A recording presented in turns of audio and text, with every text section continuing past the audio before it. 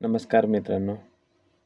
रासायनिक खतांच्या अतिवापर आणि पालापाचोळा जाळण्यामुळे आपल्या जमिनीचा कर्व हा 0.5च्या खाली आलेला आहे. सेंद्रिय कर्व म्हणजे जमिनीचा आत्मा आहे. तो नसेल तर जमीन नापीक व्हायला वेळ लागणार नाही. त्यासाठी काही उपाय आहेत. तर जो आपल्या शेतातला जो पालापाचोळा आहे तो कधी जाळू नका. तो जमिनीतच कुजवा. पिकांची फेरपालट करा आणि तागासारखे जे हिरवळीची जे खते आहेत ती गाडा त्याच्यात आणि कच्च्या शेणाऐवजी गांडूळ खत किंवा कुजलेले जे शेणखत असते ते वापरा.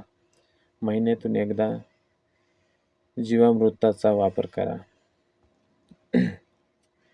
कर्व वाढवला तर जमिनीची जी पाणी धरून ठेवण्याची क्षमता असते ती वाढते आणि पिकांचा जोमदार विकास होतोय. लक्षात ठेवा, जमीन वाचली तरच शेतकरी वाचेल.